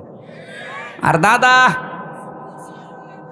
তো জীবনে যদি এখন মুসলমানি দেওয়া লাগে, এই বুড়ো বয়সে আপনি হাজাম পাবেন কোথায়? এখন বুড়ো হাজাম লাগবে না? আপনি এই বয়সের কোনো ছেলে দিয়ে মুসলমানি দিতে পারবেন? তো লজ্জা পাবে, বলবে বুড়ো হাজাম নিয়ে আসেন। এখন বুড়ো হাজামের হাতে আপনি অস্ত্র দেবেন, ও আগা কাটতে যে গোড়া কেটে বাদ দিয়ে দেবেন। আমি আর নিচে নামলাম না। দাদা জীবনের মতো বিয়ে করার স্বাদ মিটে যাবে। আর দাদা যদি মুসলমানি না দেয়, ও মুসলমান না হয়, ওর সাথে বিয়ে দেওয়া যায় যাচ্ছে। আমরা আহ্বান জানাচ্ছি গোবিন্দ পরামানিক সাহেবের সাথে, তামাম দুনিয়ার সব হিন্দুরা একজোট হয়ে লোকটাকে থামান। অন্তত আমরা সবাই যেহেতু প্রতিবেশী পাল্টানো যায় না। আমরা চাই সবাই মিলেমিশে অন্তত দুনিয়ার জীবনটা পার করি, কেউ থাকবো না আমরা। আপনি হিন্দু হন, খ্রিস্টান হন, মুসলমান হন, যাই হন, আর 100 বছর পরে এই পৃথিবীর জমিনে কেউ থাকবেন না। সব মাটির নিচে নাই আগুনে পুড়ে শেষ হয়ে যাবেন। পরবর্তীতে নতুন প্রজন্ম এসে এখানে আবার চাষ করবে। কথা বলছেন এখানে। সুতরাং আমরা যেই কয়দিনই আছি শান্তি, স্বস্তি, নিরাপত্তা নিয়ে থাকতে চাই। কথা বলেন না কেন? আর আমাদের নিরাপত্তা দেওয়ার একচ্ছত্র মালিকানা মোদির, আমেরিকার। কার? আরো জোরে বলেন কার? এই শিরিকটা বাংলাদেশে আছে, এই জন্য আমি স্মরণ করাচ্ছি। অনেকে এখন বিভিন্ন দিকে ঝুঁকতেছে, কেউ রাশিয়ার দিকে, কেউ আমেরিকার দিকে, কেউ দাদার দিকে তো ঝুঁকেই আছে, কেউ চীনের দিকে। না, পৃথিবীর কেউ নিরাপত্তা দেওয়ার মালিক না, তার নিজেরই নিরাপত্তা নেই। নিরাপত্তা শুধুমাত্র দিতে পারে আমার আল্লাহ। আর আল্লাহ কাদেরকে দেবেন? কোরআনে কারিমে সূরা আনআম 7 নাম্বার পারা 17 নাম্বার পৃষ্ঠার 1ম নাম্বার লাইনের 82 নাম্বার আয়াতে আছে, আল্লাযীনা আমানু ওয়া লাম ইয়ালবিসু ঈমানাহুম বিযুলমিন উলাইকা লাহুমুল আমনু ওয়া হুম মুহতাদুন। বলেন আল্লাহু আকবার। আল্লাহ পাক বলেন, দুনিয়ায় যারা ঈমান আনবে আর ঈমানের সাথে যারা শিরিক, জুলুম, এখানে জুলমন মানে আর শিরকিন, যারা জুলুম এবং শিরিক তাদের ঈমানের সাথে মিশ্রণ করবে না, উলাইকা লাহুমুল আমনু, এই মানুষগুলোই আল্লাহর কাছে নিরাপত্তার হকদার। ও বাংলার মুসলমানেরা, আমরা তো আর খ্রিস্টান না, আমরা তো এখানে মুশরিক না, আমরা এখানে 92% মুসলমান। অন্যান্য ইবাদত বন্দেগী কম থাকতে পারে, কিন্তু নামের আগে আমার মোহাম্মদ আছে। 92% মুসলমান আমরা। শান্তি, স্বস্তি, নিরাপত্তা আল্লাহ দেবেন। উলাইকা, আল্লাহ বলেন আঙ্গুল দিয়ে মনে হচ্ছে দেখাচ্ছে, ইসমে ইশারা, উলাইকা লাহুমুল আমনু, এই মানুষগুলোই লাহুমুল আমনু, এদেরকে আমি আল্লাহ নিরাপত্তা দেব, এরা নিরাপত্তার হকদার। যদি তারা ঈমান আনার পরে ঈমানের সাথে শিরিক আর জুলুম মিশ্রণ না করে। বাংলাদেশে ঈমানদার যারা দাবি করতাম, তাদের সাথে শিরিক আছে না নেই? জুলুম আছে না নেই? বলেন বলেন। শিরিক কি, জুলুম কি, এই দুইটা যদি আপনি পরিষ্কার হয়ে যান, তাহলে ওই দুইটা থেকে নিজেকে মাহফুজ রাখবেন, হেফাজত করবেন। আল্লাহর কসম, দুনিয়ায় কেউ পাশে না থাক, হেফাজত করার দায়িত্ব নিয়ে নেবে কে? এক কথায় বলছি, শিরিক কি? আল্লাহ যেটা পারে ওইটা অন্য কেউ পারে, এই বিশ্বাস করার নাম শিরিক। এক কথা বলছেন এখন। আল্লাহ যেটা পারে ওইটা অন্য কেউ, আরো জোরে বলেন, কেউ যদি এ বিশ্বাস করে থাকেন আপনি শিরিক করছেন। আর শিরিক করলে আপনি আর মানুষ নেই, মুশরিক। আর মুশরিক যারা তাদের জন্য আল্লাহর শাস্তি হচ্ছে ইন্নাহু মাইয়ুশরিক বিল্লাহ ফাকাদ হারামাল্লাহু আলাইহিল জান্নাহ ওয়া মাওয়াহুন নার ওয়া মা লিয-যালিমিনা মিন আনসার। সূরা মায়েদা 6 নম্বর পারা 19 নম্বর পৃষ্ঠার 12 নম্বর লাইনে আয়াতটি আছে, কোন মানুষ যদি পৃথিবীতে শিরিক করে 1 নম্বর শাস্তি আল্লাহ তাকে জান্নাত হারাম করে দিয়েছে, আর জাহান্নাম তার জন্য আশ্রয় স্থল। বলেন নাউজুবিল্লাহ। আজকে থেকে সিদ্ধান্ত নিয়ে ফেলেন, আল্লাহ যেটা পারে ওইটা অন্য কেউ দুনিয়ায় পারে। আরো জোরে বলেন, না পারে না। আমি আজকে একটা শিরিক পেয়েছি, যে বাড়িতে ছিলাম উনি ওই বিশ্বাসে বলেছে কিনা আমি জানি না, কিন্তু এই বিশ্বাস যদি থাকে আপনি আজকেই পাল্টাবেন। যে আমরা পেছনে বসে আছি, ওনার 2টা ছেলে আছে, আর একটা ছেলে নাকি স্ত্রীর পেটে, ওইটাও স্নান করে দেখেছে ছেলে হবে। পানি নিয়ে এসে বলছে হুজুর এমন পানি পড়বেন যেন মেয়ে হয়। মনে আছে আমি ডাউনলোড করে দেব।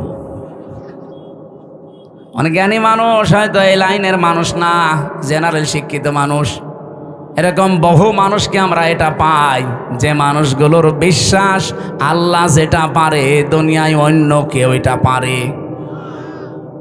আমার উপরে বিশ্বাস করেছে যে পানি এমন ভাবে পড়বেন যেন এবার আর ছেলে না হয় মেয়ে হয়। পানি পড়া আপেল পড়া দিয়ে যদি ছেলেকে মেয়ে বানিয়ে দিতে পারতাম তা আমার ম্যাডামের কি হইতো। এটা তো একটা বললাম, এবার আর একটা বলছি, নাকি বলবো না? কোরআনে কারিমে যে বিধান আল্লাহ দিয়েছেন এ পৃথিবী চালানোর জন্যে, দুনিয়ার মানুষ যদি কেউ নবীকে জিজ্ঞাসা করতো ওই সময়, ইয়াকুলুনা হাল্লানা মিনাল আমরি মিন শাইইন কুল ইন্নাল আমরা কুল্লাহু লিল্লাহ। আল্লাহ পাক এটা সূরা আলে ইমরানে আছে, 4 নাম্বার পারা 9 নাম্বার পৃষ্ঠার 3 নাম্বার লাইনের 154 নাম্বার আয়াতের মাঝের অংশে পাবেন। এটা তাফসিরে ফি জিলালিল কোরআনে সাইয়্যিদ কুতুব এভাবে লিখেছেন। এই ছেলে ওঠাউঠি করেন কেন? বসেন বসেন, ওখানে বসিয়ে দেন।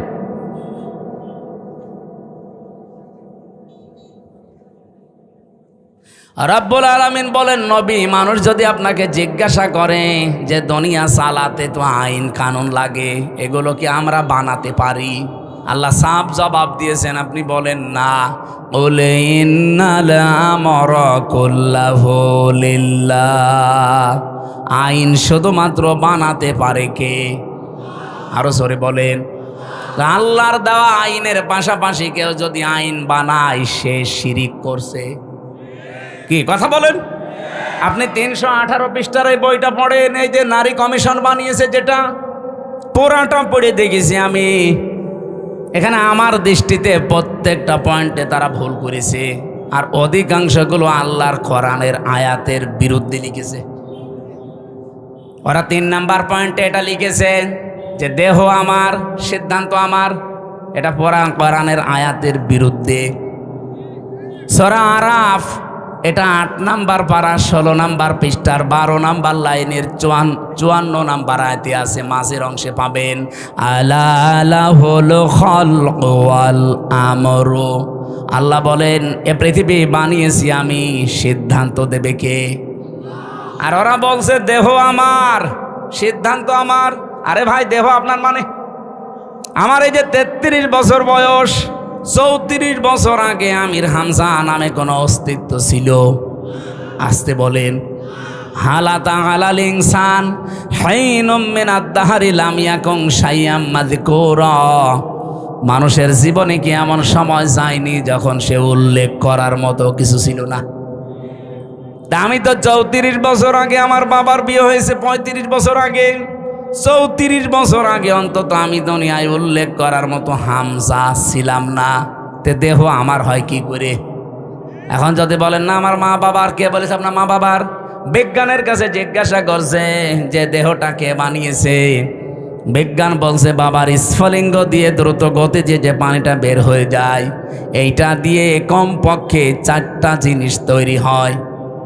যদিও বিজ্ঞান তথ্য দিয়েছে, এটা খ্রিস্টান বিজ্ঞানী, এই খ্রিস্টান জানাচ্ছে যে 4টা জিনিস কমপক্ষে মায়ের ভেতরে 40 দিন যখন পাল্টাতে থাকে, এনা পাক পানিটা দিয়ে আল্লাহ 4টা জিনিস বানায়। ওরা তো আর আল্লাহ বলে স্বীকার করে না, বলে গড। কি বলে? আমি এটা পেয়েছিলাম তামিলনাড়ু এক খ্রিস্টান ডাক্তারের কাছে। উনি বলছিল কম্পিউটারের ভেতরে ওই যে ভ্যালোর হাসপাতালে চেন্নাই নিয়ে গিয়েছিলাম আমার ছোট মেয়েটাকে। ওই সময় তো বড় মেয়ে, ওইটাই ছোট ছিল, একটাই ছিল।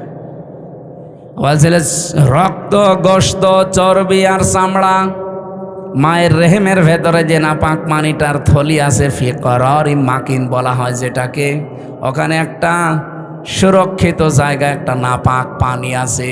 ওই পানির ভেতরে এই পানি যে মিশ হয়, ওটা দিয়ে আল্লাহ আরো 4টা জিনিস বানায়, চুল, রগ, হাড় আর পর্দা। 8টা জিনিস যখন এক হয়, তখন মাটির নির্যাস থেকে যে আমরা বলি যে আল্লাহ মানুষ বানিয়েছে কি দিয়ে, না সরাসরি মাটি দিয়ে বানিয়েছে আদমকে। আর আমাদেরকে আল্লাহ মাটি দিয়ে বানাননি, তামাম পৃথিবীর সব মানুষকে আল্লাহ বানিয়েছে মাটির নির্যাস দিয়ে। এখন যদি এখানে জিজ্ঞাসা করা হয় খালি আলেমরা বাদ দিয়ে, আমার মনে হয় অধিকাংশ মানুষ বলতেই পারবে না যে মাটি বানিয়েছে কি দিয়ে,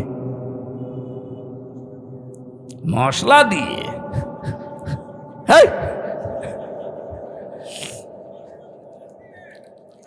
মাটির ভেতরে পাবেন আপনি oxygen, silicon, aluminium, iron, calcium, potassium, sodium, magnesium, nitrogen, hydrogen. ওদিকে 4-8টার মাটির উপাদান থেকে যদি 10টা হয়, 8 আর 10 কয়টা হয় বলেন বলেন?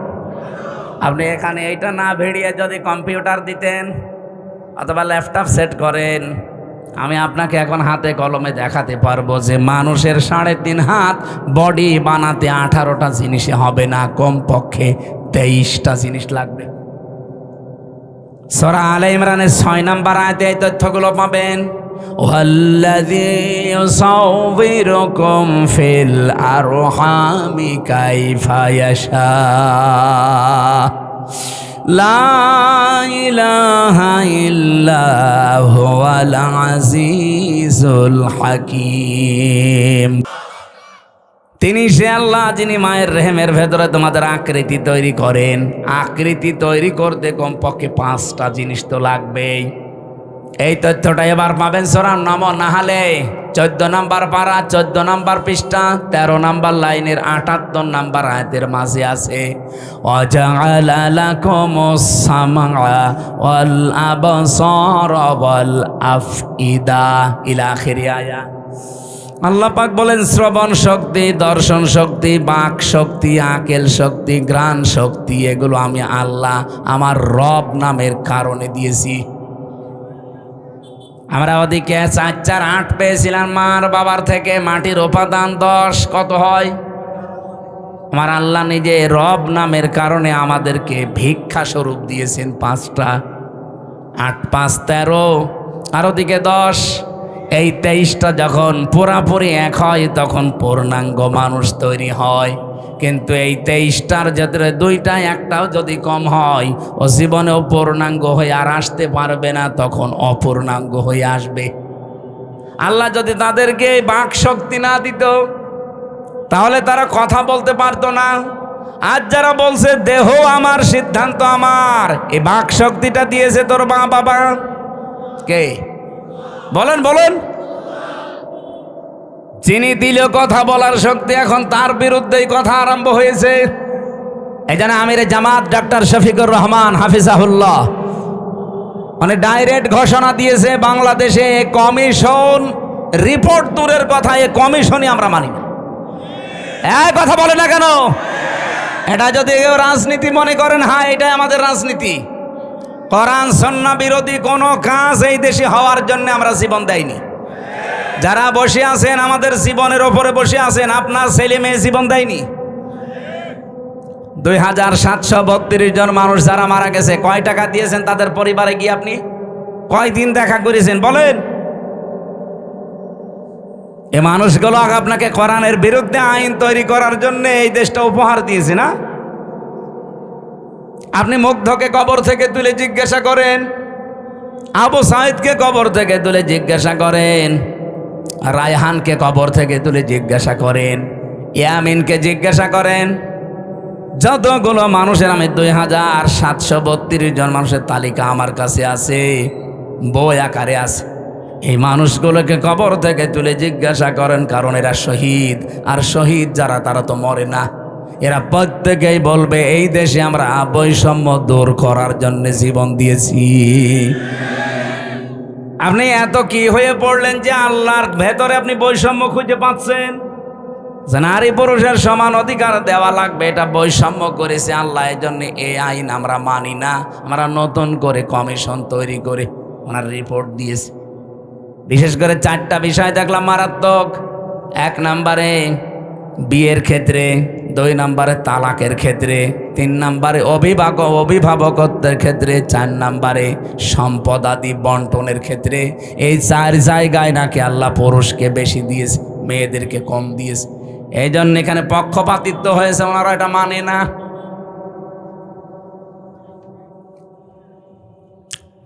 আমরা স্পষ্ট ভাষায় তাফসীর মাহফিলে রেকর্ড হয়, তামাম দুনিয়া যাচ্ছে, সবাইকে আহ্বান জানাচ্ছি, আগস্টের 5 তারিখ কিন্তু শেষ হয়ে যায়নি।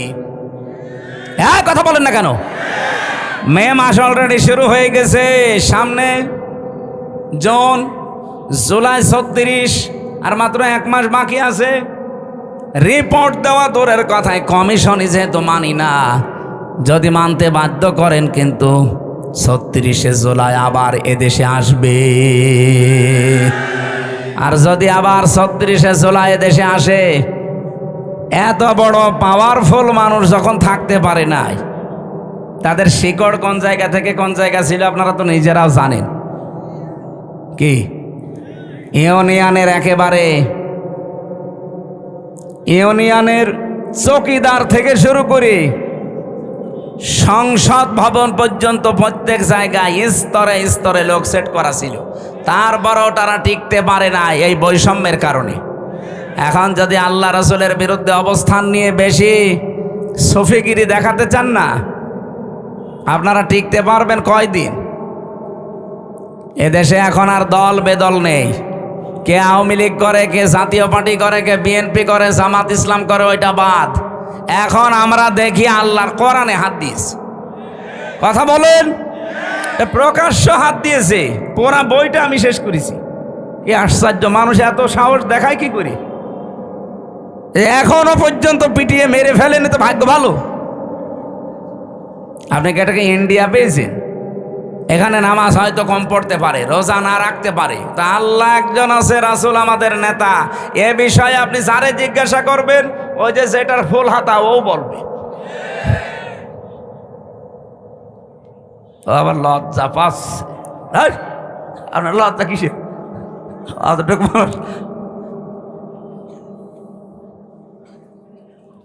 না, আমি হাসির ছলে বলি নাই, বাস্তবতা এইটা আমরা সতর্ক করে দিলাম। এরপরেও যদি কেউ মানতে না চান, নিজের কপালে নিজে আগুন লাগাবেন। যে যখন চেয়ারে থাকে সে তখন গিয়ারে থাকে। চেয়ার পেয়েছেন তো গিয়ারে আছেন, টের পাচ্ছেন না কিছু। 92% মুসলমান যদি আবার 36শে জুলাই তৈরি করা লাগে, কোরআন কায়েম করেই ছাড়বে ইনশাল্লাহ। যেহেতু আমরা নিরাপত্তা চাই, আমাদের প্রতিবেশীর কাছে আমরা স্বস্তি শান্তিতে নিরাপত্তায় নেই। আমাদের নিরাপত্তা শুধুমাত্র দিতে পারে চীন। কে বলেন? বলেন। আল্লাহ বলেন নিরাপত্তা দিতে পারি, আগে নিজের ইমানকে শিরিক মুক্ত করো। এই জন্য বলছিলাম, আমার দেহ সিদ্ধান্ত আমার, এটা শিরিক। কারণ দেহ আমার না, সিদ্ধান্ত আমার না। আলাহুল খালকু ওয়াল আমরু। দেহ কার? পোড়াটাই আল্লাহ বানিয়েছে। আমার মা বাবা শুধু বিছানায় ছিল, তাছাড়া তাদের কোনো দায়িত্ব নেই। বাকিটা যা করার কে করেছে? এই জন্য উনি যেহেতু বানিয়েছে, সিদ্ধান্ত ওনার হবে। আর এইটাই বাস্তবসম্মত। আর আপনি বলবেন দেহ আমার, সিদ্ধান্ত আমার, এটা আপনার বাস্তবতার বাইরে। সুতরাং আগামী থেকে আমরা এ কমিশনই যেহেতু মানি না, ও নিয়ে আর কথা বলতে চাই না। এরপরও যদি কেউ বাধ্য করেন, এদেশের রাজপথ এখনও কিন্তু শেষ হয়ে যায়নি। আমরা আশা করব দেশকে অস্থিতিশীল করার জন্যে এই কিছু কোলাঙ্গার মহিলার কথা শুনে, যেগুলো কোলাঙ্গার না হলে আল্লাহর কোরআনের বিরুদ্ধে হাত দেয়। আর এরা মহিলা বলে কি এদের? এগুলো সব ডাস্টবিন থেকে এসেছে। এদেরকে মহিলা বলা যায়? চেহারা দেখেছেন এক একটার? চেহারা দেখলেও তো হালকা পাতলা বোঝা যায় মেয়ে লোকের কোন চিহ্ন আছে কয়টার ভেতরে, যে কয়টা কমিশনে বসে আছে দেখা।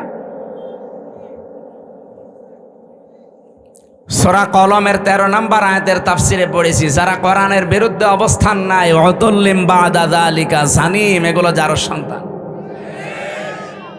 আমি বলতে চাই না, তারপরেও তো বাস্তবে মিলে যাচ্ছে। আপনি কোরআনে হাত দিতে গেলেন কোন সাহসে? নিজের জন্মটা খারাপ করে ফেললেন। আশা করছি আপনারা থামবেন, এরপরে কপালে যা আছে আল্লাহ করবে। এই জন্য আমরা শান্তি, স্বস্তি, নিরাপত্তা যদি আল্লাহর পক্ষ থেকে বাংলাদেশ পেতে চাই, বহির্বিশ্বের যে এখন আন্তর্জাতিক ষড়যন্ত্রগুলো চলছে, অলরেডি যেহেতু দাঙ্গা মোদি লাগিয়ে দিয়েছে, এ বাতাস আসতে কিন্তু বেশি দেরি হবে না। এই কথা বললেন না? আপনি বাস্তবতা কিছু বোঝার চেষ্টা করেন। আমরা শান্তি, স্বস্তি, নিরাপত্তা পেতে চাইলে ঈমান যাই আছে, ঈমানের সাথে যেন শিরিক মিশ্রণ না হয়। যেহেতু আল্লাহর আইনের সাথে অন্য কোনো আইন মিশ্রণ করা শিরিক, সুতরাং এই দেশে আল্লাহর আইনের বাইরে কোনো আইন আমরা চলতে দিতে পারি না, তাহলে দেশটা নিরাপত্তাহীন হয়ে যাবে। আমরা চাই দুনিয়া যার, আইনও চলবে। এ কথার সাথে দ্বিমত আছে কারো? আবার ভাইরা, নামাজ যদি আপনার কমও থাকে, রোজা আপনার কম হয়েছে, পর্দা পশিদা কম হয়েছে, কিন্তু ঈমানটা যদি সত্যি আপনি পরিষ্কার রাখতে পারেন, আকীদা যদি আপনার বিশুদ্ধ হতে পারে, অল্প কিছু করলে আপনাকে আমার আল্লাহ নাজাত দিয়ে দেবেন। আখলিস দীনাকা ইয়াকফিকাল আমালুল কলিল, তোমার ইমানকে খাঁটি করো, অল্প আমলে নাজাতের জন্য এইটাই যথেষ্ট হয়ে দাঁড়াবে। আল্লাহ হাদিসটা মেনে চলার তৌফিক দিন, বলেন আমিন। ও বাংলার মুসলমানেরা, যে হাদিস পড়ে ব্যাখ্যা করছিলাম, যে জিনিস আমার না, ওটা যদি জোর করে আমি নিজের আয়ত্তে রেখে দেই, আমি ওই দিন থেকে নবীর উম্মত। আর সুতরাং আগস্টের 5 তারিখের পরে কাউ যদি এই কাজ করে থাকেন, কারো চরিত্র যদি এরকম সমস্যা থাকে, আগে ওটা ফেরত দিয়ে দেন। এটাকে আমি ইনাকে বললাম, আপনাকে বললাম, যে করেছেন তারে বলেছি। যারাই করেছেন এগুলো আপনি নিজে তো জানেন, কার্ডটা কি দখল করেছেন সেটা ফেরত দিয়ে দেন। হ্যাঁ, যদি আপনার জিনিস এতদিন দখল হয়ে যায়, ওটা যদি আপনি ফেরত পেয়ে থাকেন, আপনার অসুবিধা নেই। কথা বোঝা গেছে? আপনারই ছিল, ওটা হাতছাড়া হয়ে গিয়েছিল, দখল করে নিয়েছিল, এখন ওটা আবার ফেরত পেয়েছেন, আপনি এই হাদিসের আওতা মুক্ত থাকবেন। সে যেন জাহান্নামে নিজের একটা স্থান তৈরি করে নিল। বলেন নাউজুবিল্লাহ। আল্লাহ আমাদের হেফাজত করুন। সূরা মুনাফিকের 4 একটা মাত্র আয়াত পড়েছি। আমাদের আজকের আলোচনার বিষয় ভণ্ড বিশ্বাসী। বাংলাদেশে নেই, আছে মানে নবীজি ইন্তেকালের আগে কিন্তু এই কথা জানিয়েছেন যে ভণ্ড বিশ্বাসী, যেটা আরবিতে বলা হয় মুনাফিক, বাংলায় কি বলে? কপটতা। ভণ্ড বিশ্বাসী, লোক দেখানো, এই মানুষগুলো পৃথিবীতে কোনো ইহুদির ভেতরে তৈরি হবে না, খ্রিস্টানের ভেতরে হবে না, মুশরিকদের ভেতরে মুনাফিক তৈরি হবে না। মুনাফিক যদি তৈরি হয় দুনিয়ায়, শুধুমাত্র তৈরি হবে মুসলমানদের ভেতরে। যেহেতু আমরা এদেশে এখন 92%, এজন্য মুসলমানদের ভেতরে মুনাফিক তৈরি হওয়ার সম্ভাবনা বেশি। আমি আবার মুনাফিক হয়ে গেলাম না তো? আল্লাহ পাক বলেন, ওয়াইদা রাআইতাহুম তুজিবুকা আজসামুহুম ওয়া ইয়াকুলু তাসমা'ু লিকাউলিহিম কাআন্নাহুম খুশুবুম মুসান্নাদা। হে নবী, আপনি যখন মুনাফিকদেরকে দেখবেন, যেহেতু মুনাফিকের এই জাতটা অন্তরের সাথে সম্পৃক্ত, দেখলে আপনি নিজে পর্যন্ত আশ্চর্য হয়ে যাবেন যে এ কি গো, এটা আমার চাইতেও বড় বুজুর্গ।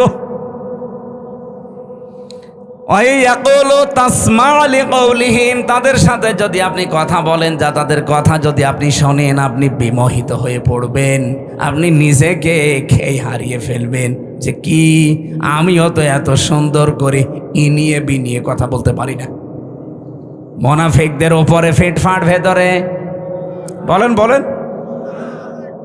রব্বুল আলামিন তাদের উদাহরণ দিতে গিয়ে জানিয়েছেন কান্নাহুম খুশুবুম মুসান্নাদা, তারা যেন কাঠ খোদাই করা দেওয়ালের মতো। এত সুন্দর একটা উদাহরণ আল্লাহ সেট করেছেন, এটা পড়লে আমার কাছে কোরআনে কারিমের এই যে বালাগাত ফাসাহাত পরিপূর্ণ আমার আল্লাহ কোরআন, এই আয়াতটা তার প্রমাণ।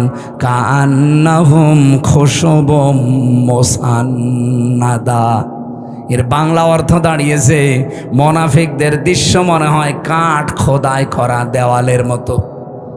চাকচিক্যময় দেওয়ালগুলো দেখলে আপনি কিন্তু ভুলে যাবেন, খেয়ে হারিয়ে ফেলবেন। আর একটা বাংলায় কথা আছে, ফিদা হয়ে যাবেন। এটা আঞ্চলিক ভাষায় কি বলে? এটা কিছু দেখলে ফিদা হয়ে যায়। আমি আঞ্চলিক ভাষাটা এলাকা জানি না, এই জানে বলতে পারছি না। এটা বাংলায় লেখা পেয়েছি, ফিদা হয়ে যাবেন আপনি। কার্যকারিতা, কারুকার্যতা দেখলে মানুষ নিজেকে হারিয়ে ফেলেছে। এ কি গো, শিল্প এত সুন্দর হতে পারে। আল্লাহ পাক বলেন ইয়াহসাবুনা কুল্লা সাইহাতিন আলাইহিম, মুনাফিকরা ধারণা করে উচ্চ কথা বললেই মনে হয় তাদের কোনো কিছু ফাঁস হয়ে যাবে। হুমুল আদব্য, তাদেরকে শত্রু হিসাবে চিহ্নিত করে রাখবেন। আমি কোন কয়েকটা বলছি। ফাহাজারহুম, তাদের থেকে সতর্ক থাকবেন। ক্বাতালাহুমুল্লাহ, এইটা বিশ্বাস করে রাখবেন যে আল্লাহ নিজে তাদেরকে হত্যা করবে, শাস্তি দেবে, কতল করবে। আন্না ইউফাকুন, কোথায় তারা ফিরে যাচ্ছে। এটা বাংলা অর্থ ছিল। এবার এই যে তিনটা শব্দের ভেতরে গুরুত্বপূর্ণ শব্দ হচ্ছে ইয়াহসাবুনা, তারা ধারণা করে, মনে করে। কুল্লা সাইহাতিন আলাইহিম, উচ্চ কোনো কথা বললেই মনে হয় তাদের চরিত্র ফাঁস হয়ে যাবে।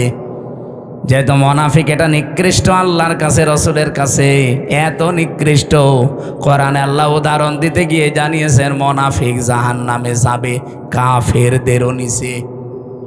বলেন তো আবু জেহেল মুনাফিক না কাফের? ফেরাউন মুনাফিক না কাফের? বলেন বলেন। তাহলে ফেরাউনকে আল্লাহ যদি জাহান্নামে দেয়, আবু জেহেলকে যদি জাহান্নামে দেয়, মুনাফিক যারা আমরা যারা মুসলমানদের ভেতরে এখন সেগুলো বলবো চারটা, এই চারটা বিষয় যদি কারো ভেতরে থাকে ও আবু জেহেলেরও নিচে থাকবে। নওগাঁবাসী থাকতে চান আবু জেহেলের নিচে জাহান্নামে? বলেন বলেন। এক নম্বরে কোন হাদিসে আমি সালাসা পেয়েছি, কোন হাদিসে আরবা পেয়েছি। আয়াতুল মুনাফিক আরবা আছে, সালাসা আছে। ইজা হাদ্দাসা কাযাবা, কথা বললেই মুনাফিকরা মিথ্যা কথা বলে। দুনিয়ার কথা বলুক আর ধর্মের কথা বলুক, কথা বললেই মিথ্যা কথা বলে। এরকম আলেম দেশে নেই। এই যে আমার ভণ্ড তাহেরি ভাই, কথা বললেই ও হাদিস কোরআনের নাম দিয়ে বলুক আর জেনারেল কথা বলুক, কথা বললেই মিথ্যা কথা বলে। কারণ যেগুলো বানিয়েছে সব মিথ্যা। আপনি আলেমদের জিজ্ঞাসা করেন আলী বাবা, শালি বাবা, কেল্লা বাবা, ফতে বাবা, কোন জিকির আছে? সব বানিয়েছে। কথা বললেই মিথ্যা কথা তুলে আনে। এমন এমন শান তৈরি করেছে আল্লাহর ওলিদের নাম নিয়ে। এ পৃথিবীতে সবচাইতে দামি মানুষ হচ্ছে নবীরা। কথা বলেন না কেন? নবীদের পরে সবচাইতে দামি মানুষ সাহাবীরা। বলেন বলেন। আপনি নবীদের জীবনী পড়েন। আমি 25 জন নবীর জীবনী পেয়েছি কোরআনে ডাইরেক্ট, আর 2 জন নবীর নাম পেয়েছি ইনডাইরেক্ট। এই 27 জনের পুরা জীবনী আমি পড়ে দেখেছি তাফসিরে তাবারি থেকে। পড়াটা পড়ে কোনোদিন আমি পাইনি ও যেমন জিকির বানিয়েছে কোন নবী এই শালি বাবা, কেল্লা বাবা, ফতে বাবা বলে জিকির করেছে।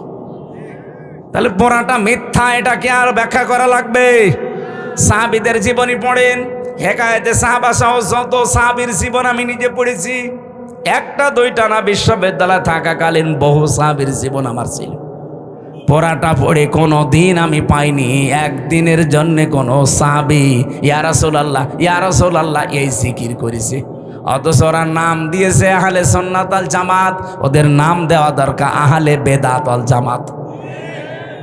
সুন্নাতের কোনো বালাই ওদের ভেতরে নেই, খালি পাগড়ি মাথায় দিয়ে জব্বা গায়ে দিলে আর বাবড়ি চুল রাখলে সুন্নত হয়।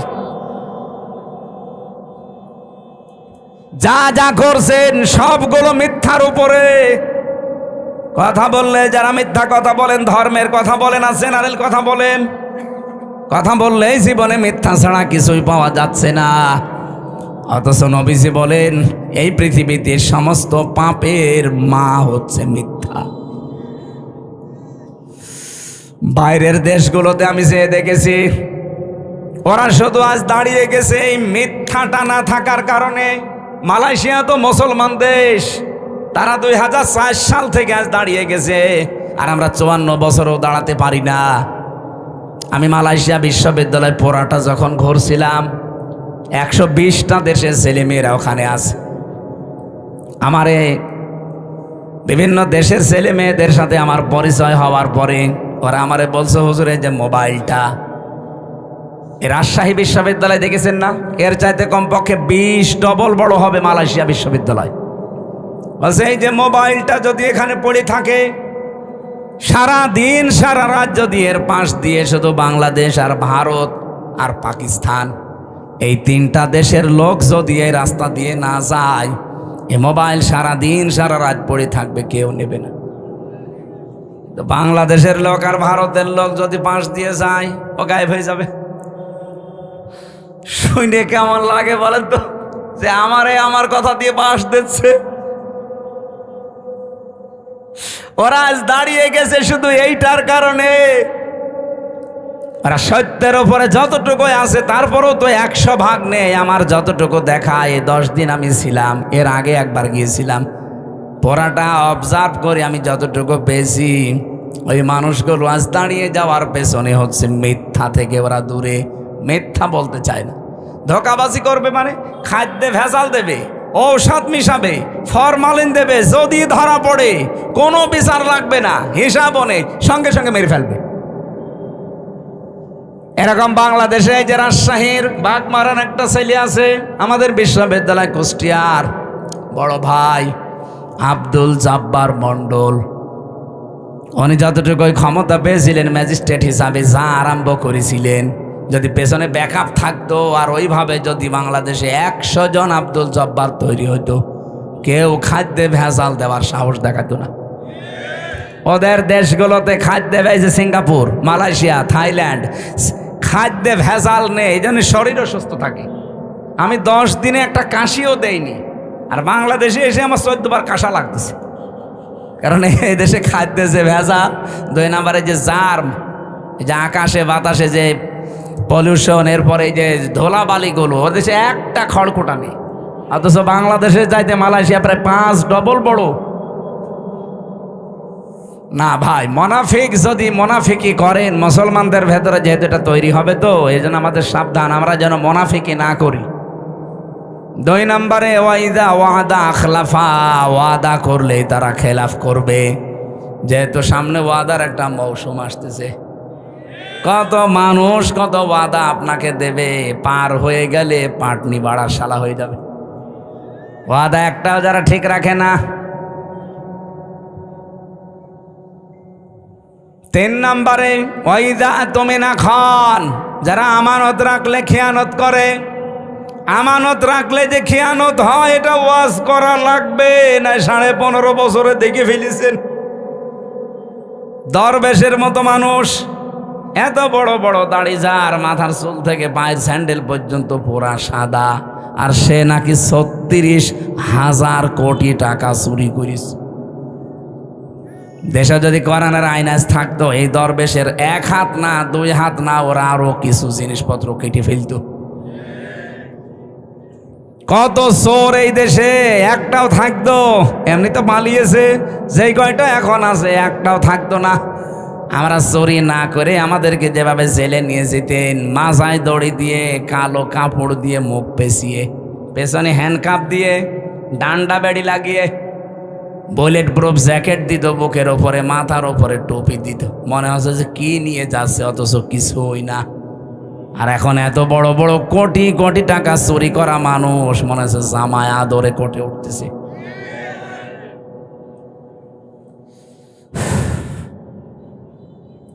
এই চোরগুলো যা করেছে, ওদের সাথে যারা মিশত এই মানুষগুলো এখন আশ্চর্য। কে সেদিন একজন কাজ ছিল, এনবিআর এর চেয়ারম্যান মনে হয়, যদি এত টাকা মানুষ পাচার করতে পারে, এগুলো সব রাষ্ট্রীয় সম্পদ ছিল না? বলেন বলেন। হযরত ওমর বলেন, একবার আমি রাষ্ট্রের হিসাব করছিলাম, মোমবাতি ধরিয়ে অথবা শলাকার উপরে জয়তুনের তেল লাগিয়ে আমি একটা হিসাব করলাম। হঠাৎ করে দেখি রাতের বেলা দেশের প্রধান বিচারপতি হযরতে আলী আমার বাড়িতে আসার পরে সালাম দিয়ে জিজ্ঞাসা করলাম, প্রধান বিচারপতি আপনি কি এসেছেন রাষ্ট্রের কোনো কাজ না নিজের কোনো কাজ নিয়ে? হযরতে আলী বলে, খলিফা আমি এসেছি আমার পারিবারিক একটা সমস্যা নিয়ে। হযরত ওমর সঙ্গে সঙ্গে বাতিটা লিভিয়ে দিলেন। হযরতে আলীর মন খারাপ হয়ে গেল, কি গো আমি দেশের প্রধান বিচারপতি, আমি এসেছি দেশের প্রধানমন্ত্রীর কাছে, আমারে দেখলে তো আরো আলোক সজ্জা বেশি করবে। আর একটা জয়তুনের তেল দিয়ে লম্ফ জ্বালানো ছিল বাতি, ওইটাও দিল লিভিয়ে, এখন তো অন্ধকার হয়ে গেল, আমি কি বলতে যে কি বলবো। হযরত ওমর ডাক দিয়ে বলে, প্রধান বিচারপতি আলী মন খারাপ করবেন না, আমি আপনাকে আগেই জিজ্ঞাসা করেছি আপনি কি এসেছেন আপনার ব্যক্তিগত কাজে না পারিবারিক কাজে না রাষ্ট্রীয় কাজে? আপনি নিজেই বলছেন না আমি পারিবারিক কাজে এসেছি। আমি যে হিসাব করছিলাম এটা রাষ্ট্রের তেল পুড়িয়ে রাষ্ট্রের জনগণের হিসাব। তা আপনি আসলেন আপনার পারিবারিক ব্যক্তিগত জীবনের সমস্যা নিয়ে। জনগণের তেল পুড়িয়ে আমি কাজ করি, এ সময় আপনার সাথে কথা বললে জনগণের আমানতের সাথে খেয়ানত হবে। হযরতে আলী বলেন, এই দিন থেকে ওমরের প্রতি রাগ না মহব্বত যা ছিল, ভালোবাসা, এগুলো আরো আল্লাহ বৃদ্ধি করে দিয়েছে। দেশের 1628 জন মানুষ যদি এভাবে আমরা তৈরি করতে পারতাম, আজ বাংলার মুসলমানেরা সুযোগ আল্লাহ সব সময় দেয় না, 54 বছর পর একটা সুযোগ অলরেডি দিয়েছে। এবার যদি হাতছাড়া হয়ে আবারও চোর ডাকাত আবার এসে যায়, 100 বছরে এই সুযোগ আর পাবেন না। আমি বলছি না আপনি এই লোকটাকে দেন, এই লোকটাকে দেন না, আপনি এমন মানুষকে আপনার রায়, আপনার সিদ্ধান্ত, আপনার ভোট, আপনার আমানতটা দেবেন যে লোকটা পেলে আল্লাহর কাজ করবে, রাসূলুল্লাহর কাজ করবে, মানবতার কাজ করবে। আর যদি না নিজেই মারিং কাটিং এর ওস্তাদ হয়, আপনার নিজের কপালে নিজে কোড়াল লাগাবেন না। সূরা হুদের 98 নাম্বার আয়াতটা বাড়িতে আজকে পড়বেন। ইয়াকদুমু কওমাহু ইয়াউমাল কিয়ামাতি ফাআওরাদাহুমুন নার ওয়া বিসাল ওয়িরদুল মাওরুদ। আল্লাহ পাক, এটা বাংলা অর্থ হচ্ছে, যেই দলের নেতা জাহান্নামে যাবে ওই দলের অনুসারী কর্মী সব তার সাথে জাহান্নামে যাবে। এটা আমি বানালাম। সূরা হুদ 12 নম্বর পারা 12 নম্বর পৃষ্ঠার 1 নম্বর লাইনের 98 নম্বর আয়াত। বাংলাদেশে যত তাফসীর আছে বাংলা ইংরেজি যা পাবেন দেখেন এইটা লেখা আছে। যদি এটা ফেরাউন সম্পর্কে আল্লাহ নাজিল করেছে, কিন্তু কোরআন তো শুধু ফেরাউনের জন্য না, তামাম দুনিয়ার জন্যে। যেই দলের নেতা জাহান্নামে যাবে ওই দলের কর্মী অনুসারী যা আছে তার পেছনে সব যাবে জাহান্নামে। আপনি এখন কোথায় যাবেন নিজেই ভাবেন। 4 নাম্বারটা যেটা বলতে চাই, এটা অনেকে আমরা বলতে চাই না, এইটাও আছে 4 নম্বরে হাদিস, যে মুনাফিক তারা যারা কথা বললেই, কারো সাথে একটু ঝগড়া হলেই কথার আগেই গালি দেয়। এদেশে তো নেই। সেদিন আমি পাবনায় না কোন জায়গায় যেন যাবার সময় দেখি বরফ বিক্রেতা, ওই যে আইসক্রিম বিক্রি করে, 2 মহিলা মনে হয় ঝগড়ার সময় গালি দিচ্ছিল, মোবাইলে রেকর্ড করিস। এমন গালি একবারে 1 থেকে Z পর্যন্ত পুরা গালি 8-10 মিনিট রেকর্ড করে আবার বরফ বিক্রি করছে ওই মোবাইলের সাথে, কিভাবে মেমোরি কার্ডে সেট করে মাইকে ছেড়ে দিয়েছে। জোরে বাবা, গালি মানুষ এইভাবে দিতে পারে? বুড়ো বুড়ো এরকম মানুষ দেখি, যুবক ছেলে যুবতী মেয়ের সামনে তার মাকে গালি দেয়। এরকম বুড়ো দেশে নেই? আপনি মানুষ? হ্যাঁ, মুরব্বী যারা আছেন নিজের স্ত্রীকে গালি দেন কারা? হাত তোলেন তো। এই এলাকায় মানে এই ওয়াজ করা ঠিক হচ্ছে না, কারণ আল্লাহর ওলি বসে আছে। না, গালি দেবেন না। সম্মানিত মা বোন যারা এসেছেন, সম্মানিত মা বোনদেরকে বলছি, এদিকে তাকান। আপনি শুধু মনে করেন যে আমি নামাজ পড়ে রোজা রেখে কালো বোরকা পরে জান্নাতে চলে যাব, না। স্বামী যাদের আছে জায়েজ কথাগুলো মেনে তাদের খুশি রাখবেন, না জায়েজ কথা মানার দরকার নেই। হযরতে খাদিজা জীবনে এক ওয়াক্ত নামাজ পড়েননি, একটা রোজা রাখেননি, জীবনে একদিনের জন্য পর্দায় ছিলেন না, কারণ এই বিধানগুলো নাজিল হয়েছিল সব তার ইন্তেকালের পরে। অথচ আল্লাহ তাকে নিজে সালাম দিয়েছে, তাকে এই পৃথিবীতে জান্নাতে ঘর বানিয়ে সুসংবাদ পাঠিয়েছে। একটাই মাত্র কারণ, জীবনে কোনো দিন তিনি একটা দিনের জন্যে স্বামীর মনে দুঃখ দেননি। এখানে আমরা যারা স্বামী বসে আছি, একেবারে আল্লাহর দিকে তাকিয়ে বুকে হাত দিয়ে বলতে পারবেন যে জীবনে কোনো দিন আমি একদিনেও স্ত্রীর কাছ থেকে কোনো দিন দুঃখ পাইনি? দেখেন, একটা স্বামী হাত তুলতে পারল না। স্টেজে এত বড় বড় হুজুর বসে আছে, কেউ পারছে না। এক মুরব্বী হাত তুলেছে, বউ আছে, থাকতে পারে, আলহামদুলিল্লাহ। ওনার বউ যদি এরকম থেকে থাকে আলহামদুলিল্লাহ।